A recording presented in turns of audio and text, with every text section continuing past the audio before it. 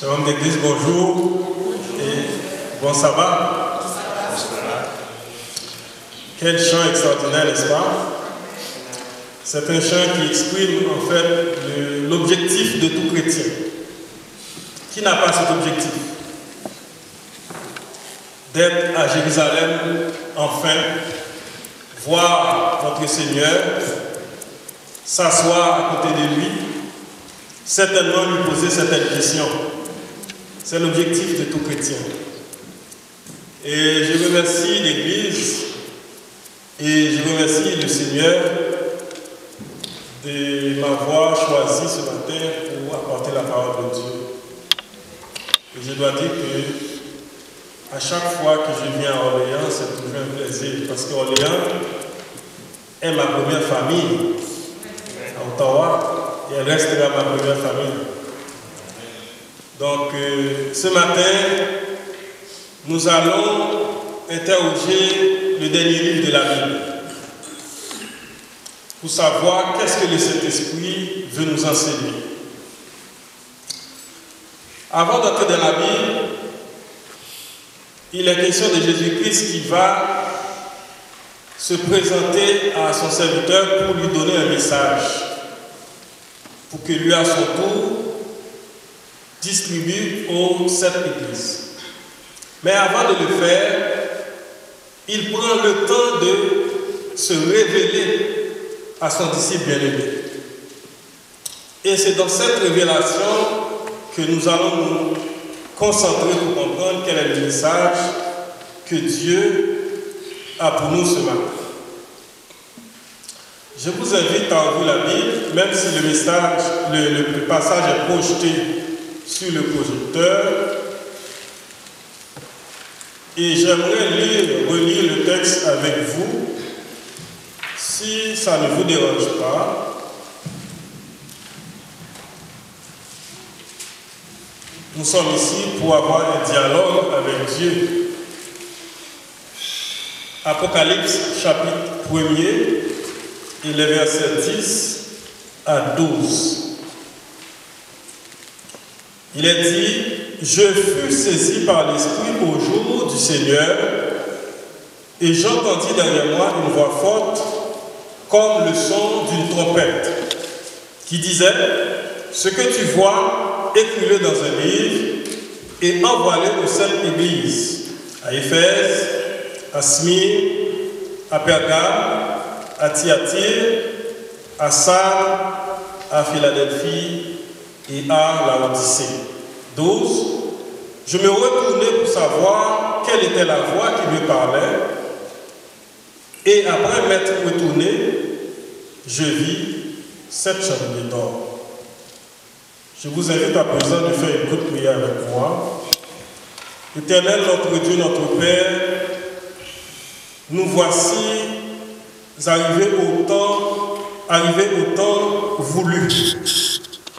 Le moment où tu dois nous parler, qu'il te plaise de nous faire taire, d'enlever tout esprit d'autosuffisance, de préjugés, de permettre que nous puissions comprendre et recevoir ta parole. Assistez-nous par ton Saint-Esprit, car nous te prions au nom de Jésus. Amen. Pour vous mettre dans le contexte, le peuple de Dieu est confronté à un pouvoir hostile. En fait, c'est l'une des pires périodes de toute son existence. Nous savons que le peuple de Dieu a passé à peu près 300 ans, et je dirais même plus que 300 ans, jusqu'au moment où Constantin va interdire officiellement le culte d'adoration. Mais c'est l'une des pires périodes de son existence. Et l'empereur qui est monté au pouvoir répond au nom de Marcus, un ancien commandant romain qui est connu sous le nom de Trajan, un homme qui traque les chrétiens personnellement pour les amener à l'adoration de sa personne. vous comprendrez que dans cette condition, il n'était pas facile pour les chrétiens. Tous ceux qui refusent de se prosterner, ils se font mépriser, maltraiter, tuer, torturer. Donc, c'est le chaos. Les familles sont divisées. Et l'apôtre Jean, de son côté, lui aussi a été exilé parce que le chapitre 1er nous fait comprendre qu'il était sur l'île de Patmos à cause qu'il avait refusé aussi de se prosterner devant un homme. Comme Dieu entend toujours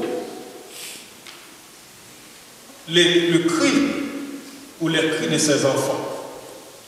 Quand les enfants de Dieu sont en détresse, il le sait. C'est dans ce contexte que Jésus-Christ va faire son apparition ici, au verset 10, où il est dit « Je fus saisi par l'Esprit au jour du Seigneur, et j'entendis derrière moi une voix forte, comme le son d'une trompette. » En fait, ça faisait 60 ans depuis que Jean n'avait pas entendu parler Jésus-Christ. Ce qui est étonnant, c'est que le passage semble vouloir nous faire comprendre qu'il a reconnu la voix qu'il a entendue. Bien que cette voix puisse être si intense et si puissante, parce qu'il est dit comme le son d'une trompette. Jean semble avoir reconnu la voix.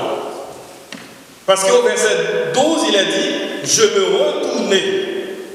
Le mot « retourner » ici vient du mot « épistropho » qui fait référence à quelqu'un qui se retourne vers. Donc Jean se retourne vers la voix qu'il a entendue pour savoir quelle était cette voix qui lui parlait. Bien que Jean semble avoir reconnu la voix qui lui a parlé, mais il semble que le Jésus qu'il a vu dans sa vision n'a pas la même apparence que le Jésus qu'il a connu pendant qu'il était sur la terre.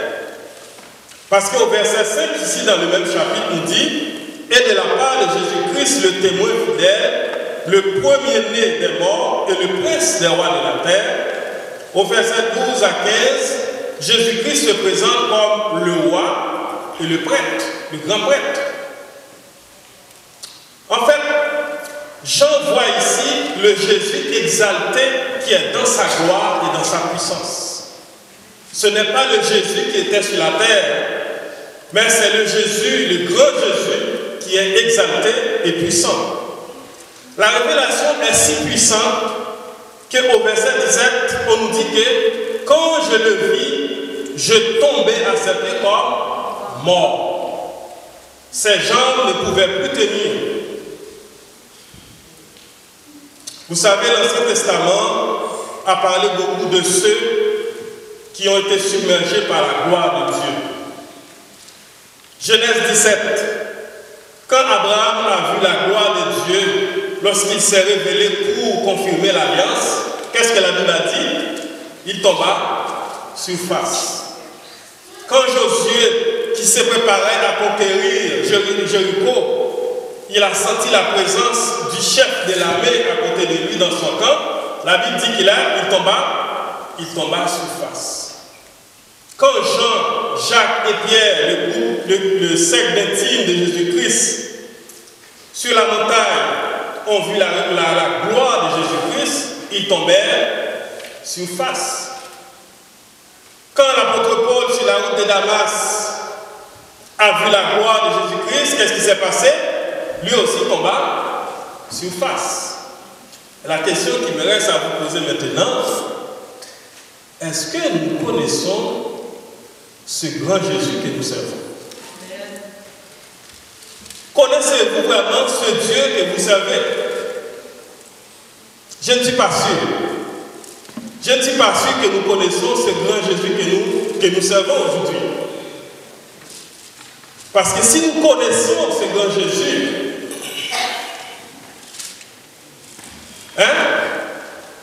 est-ce qu'on serait vraiment comme des gens faibles? On a l'impression, lorsqu'on voit les chrétiens, il n'y a pas de vie dans nous. On est faible, on est impuissant. L'ennemi n'a même pas besoin de faire trop d'efforts pour nous ébranler.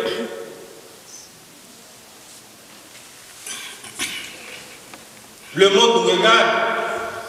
Le monde n'accorde pas assez de temps à nous parce qu'il ne voit pas de puissance en nous. Et si vous remarquez bien, ces personnes à qui Jésus s'est révélé, ce ne sont pas des petits hommes, ce sont des grands hommes de la foi. Ces personnes-là, quand ils parlaient, quand ils se présentaient dans un lieu, tout le monde leur accordait de l'importance parce qu'ils savaient que c'était les serviteurs de Dieu. Vous savez, la grandeur de Dieu ne doit pas être une parole pour nous. La grandeur de Dieu doit être une force pour nous. Et cette grandeur, nous devons faire de cette grandeur notre force. Cela signifie que nous devons avoir un peu plus de prestance. Non pas marcher comme des gens écrasés. Les gens doivent nous voir et avoir la crainte de nous. Parce que nous servons le grand Dieu. Et Jésus-Christ est tellement puissant, frères et sœurs, nous n'avons pas idée. Ces gens-là, à chaque fois que Dieu se révèle, les hommes ne peuvent pas rester debout. Nous retournons dans notre texte où il est dit, au verset 11, qui disait ce que tu vois, écris-le dans un livre, et envoie-le aux cette église. Est-ce que vous vous êtes déjà posé cette question, savoir pourquoi est-ce que Jésus-Christ a choisi cette église? Pourquoi? N'avait-il pas plus de choix? N'aurait-il pas pu choisir 5, 4, 3, 20? Pourquoi est-ce que Jésus-Christ a choisi cette église? Vous savez, à l'époque où l'apôtre Jean a écrit ce livre, il existait à peu près 1000 villes dans l'Asie mineure. Et il existait des centaines d'églises. Il n'existait pas seulement cette église, il existait des centaines d'églises. L'apôtre Paul, lors de son séjour à Éphèse, avait passé son temps à assurer le corps pastoral. Après son départ, la Bible nous dit qu'il a choisi, il a mis en place une équipe d'évangélistes pour sillonner la ville, la région. Et à l'aide de cette équipe, des centaines d'églises avaient été établies dans cette grande région qui est devenue tout de suite le centre du christianisme. Et l'autre raison que nous pouvons donner, c'est que en choisissant cette église, Jésus-Christ n'a pas choisi n'importe quelle église. Il a choisi les plus grandes congrégations et les plus matures qui existaient dans ces lieux. Et aussi, faut-il dire que toutes ces églises, toutes les saintes églises étaient reliées, interconnectées ensemble. On pouvait sortir de l'Éphèse sans changer de route, tomber directement à l'église suivante. Et ainsi de suite jusqu'au 7e église. Donc, il existait un lien, une relation entre les sept. Et ces églises étaient implantées sous l'influence des enseignements de l'apôtre Paul. Et la dernière raison que nous pouvons donner, bien sûr, puisque le chiffre 7 est un chiffre de Dieu qui signifie plénitude, perfection et totalité, en choisissant de s'adresser à cette église, Jésus-Christ s'adresse à la totalité de la communauté. Et non seulement la communauté de l'époque de l'apôtre Jean, Jésus-Christ s'adresse à nous aussi. Parce qu'il s'adresse à toute la communauté chrétienne qui existe. Cette église, et verset 12 nous dit, je me retournai pour savoir quelle était la voix qui me parlait. Et après m'être retourné, j'ai vu 7 chandeliers d'or. Vous savez, Jean ne comprenait pas quand Jésus-Christ parlait de 7 chandeliers. Parce qu'au verset 20, lisons au verset 20, qu'est-ce qu'il est dit? Je reprends au verset 19. Écris donc ce que tu as vu, ce qui est, ce qui doit arriver ensuite. 20. Le mystère des 7 étoiles que tu as vues dans ma main droite et des 7 chandeliers d'or. Les 7 étoiles sont les anges des 7 églises et les 7 chandeliers sont les 7 églises. Jean ne comprenait pas. Maintenant, la question qui nous reste à poser maintenant est pourquoi est-ce que Jésus-Christ a choisi de représenter les 7 églises en or? Quelle était l'utilité?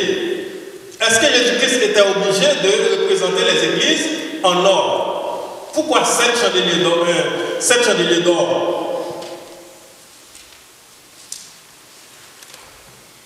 Vous savez, le mot or vient du mot chrysos, un mot utilisé dans la Septante et dans le grec du Nouveau Testament.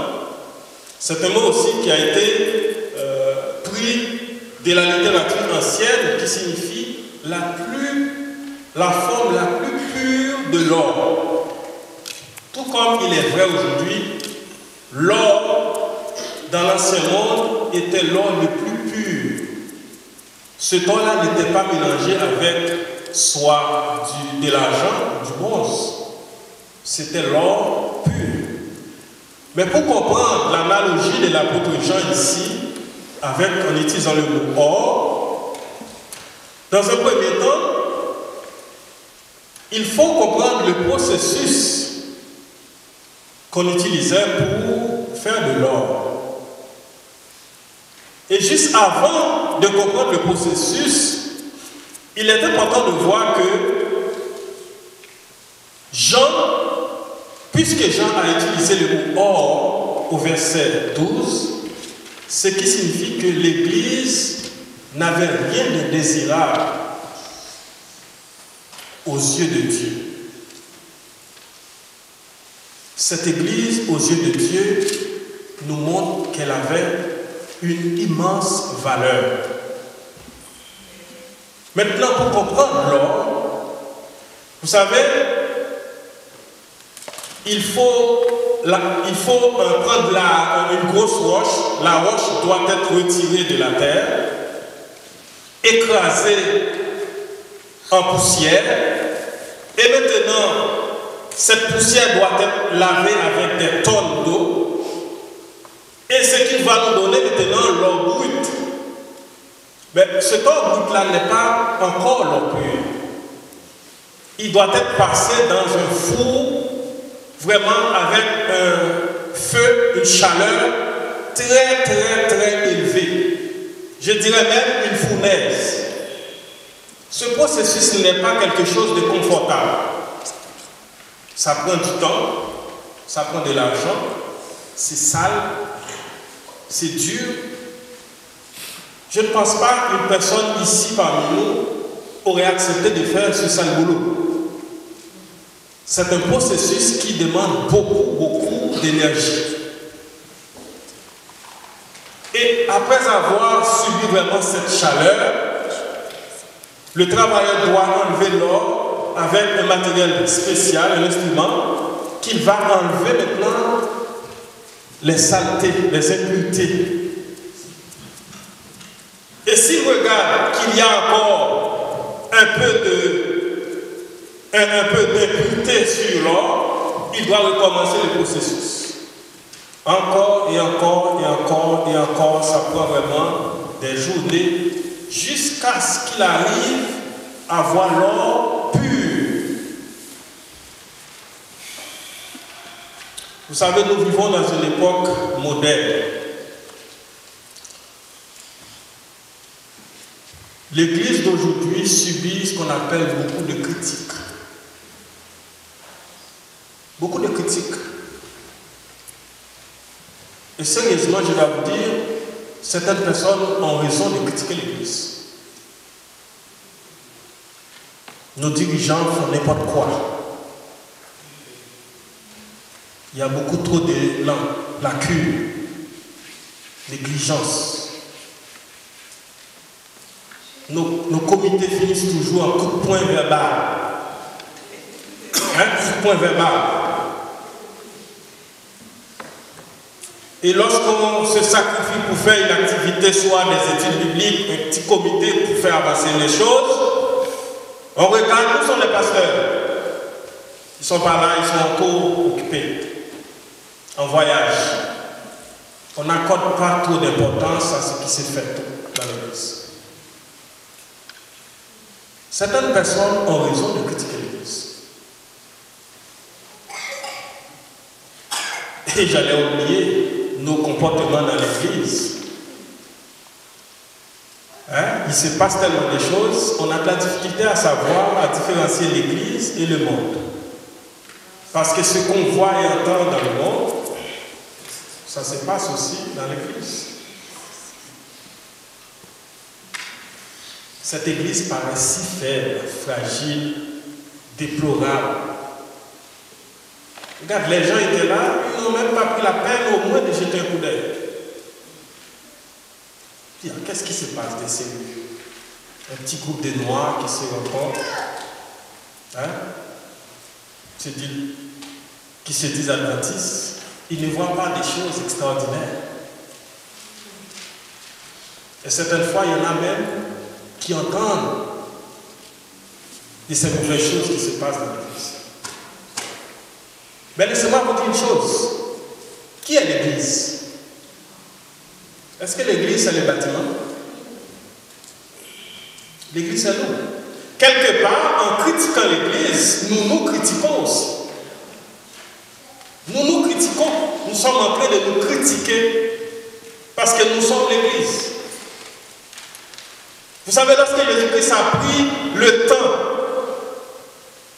d'intervenir, son objectif, premièrement, de se révéler à Jean, mais le but de Jésus-Christ était de lui donner un message pour les églises. La condition de l'église à l'époque de Jean n'était pas rose. Il y avait des enseignements, des doctrines des Nicolaïtes, des synagogues de Satan. Jésus-Christ a même cité un problème qui s'est passé entre un pasteur et un homme. Donc la condition de l'église n'était pas meilleure que nous. D'ailleurs, depuis que l'église existe, il y a plus de 2000 ans, ce n'est pas la première fois qu'on critique l'église. Qu'on dise des choses qui se passent dans l'église, ce n'est pas la première fois. Mais une chose qui est sûre, l'église, cette église est l'église de Jésus-Christ. Il l'a fondée par quoi? Par son sang. Et remarquez comment Jésus-Christ a représenté l'église. Les 7 chandeliers d'or. Jésus-Christ nous envoie un message pour dire que quel qu'en soit ce qui se passe dans l'église, cette église reste et demeure son église. Cette église a beaucoup d'importance aux yeux de Jésus-Christ. Et c'est cette église qui doit préparer le retour de Jésus-Christ. Maintenant, la question qu'il nous faut poser, en tant que dirigeant, Jésus-Christ n'a pas choisi des anges pour diriger l'église. Quelle doit être la responsabilité de chaque membre de cette église? Oui, les choses ne fonctionnent pas. On n'est pas là où on devrait être. L'évangélisation ne se passe pas comme on voudrait qu'elle se passe.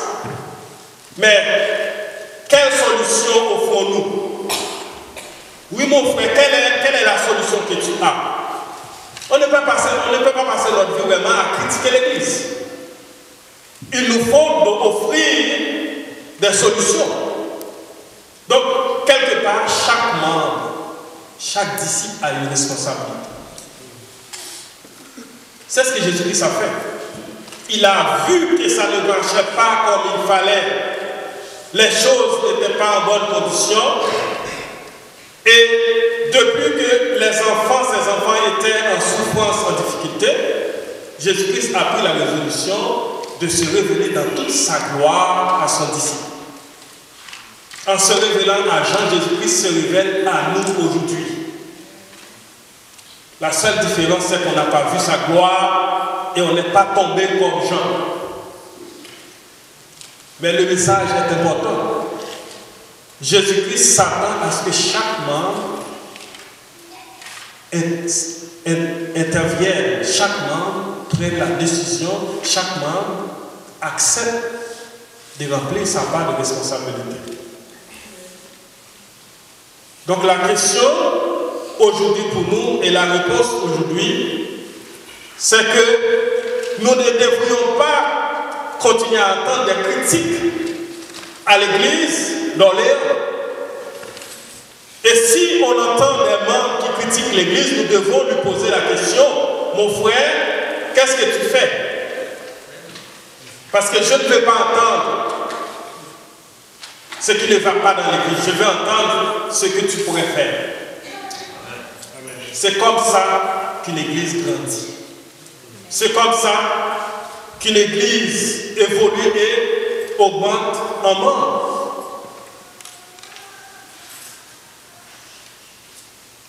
Quand j'ai quitté Orléans, on n'était pas trop nombreux.